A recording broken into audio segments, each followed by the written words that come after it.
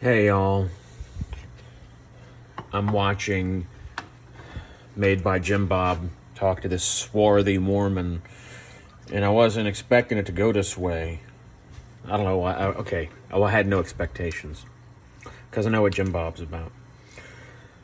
He's getting wrecked by this Mormon, though. The Mormon's very meek and Christ-like, and Jim Bob's being quite the accuser. But anyway, shout out to all of you Christ lovers. Stop going out of your way to persuade people with rhetoric. Jesus didn't do it. What did Jesus do? He forgave sinners, and he uplifted them.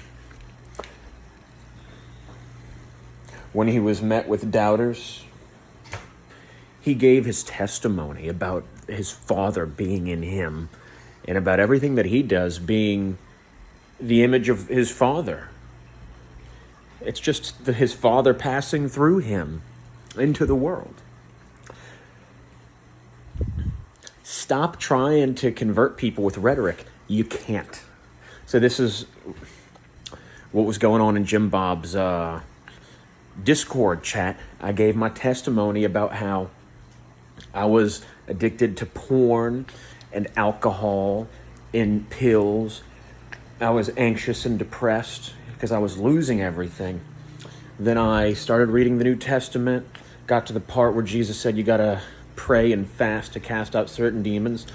And then in 3 weeks, it took 3 weeks, but I accomplished a 4-day fast.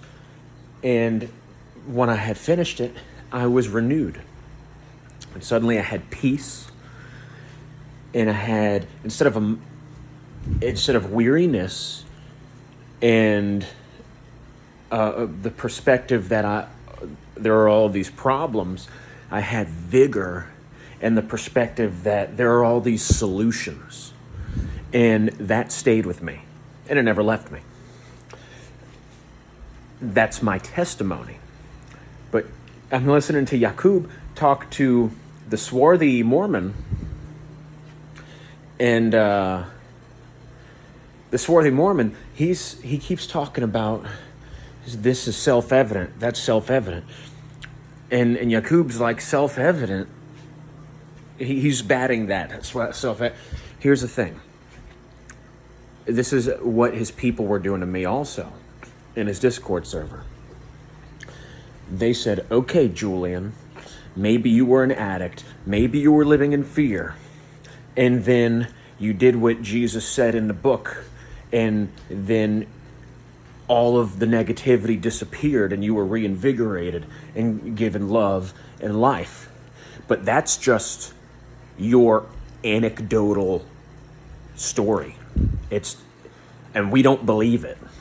And they kept saying they don't believe me. Okay, dude, whatever. You don't have to believe me. I'm not... it's not about people who don't believe me. It's about people who can relate to being an alcoholic, to being an addict, to being low and hopeless. I'm not interested in persuading anybody with rhetoric to what I think about Jesus. I'm just telling you what happened to me.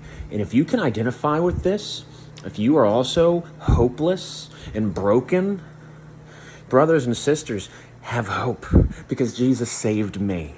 And he'll save you. You got to ask him for it, though. You got to ask him. And even when you try to abide in him and you backslide and you persist in your evil ways, don't lose hope. Have faith that if you persist, you will be saved, my friends. And there are going to be people who will tell you, well, you say you were saved. Nobody knows who's saved except for God. And then I says to him, God is with me. Ain't you ever heard of Emmanuel?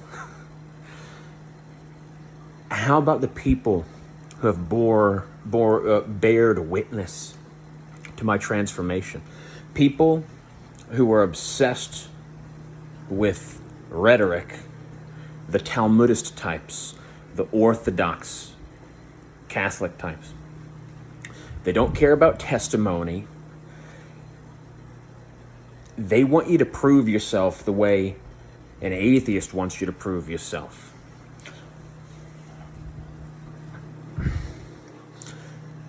Don't try.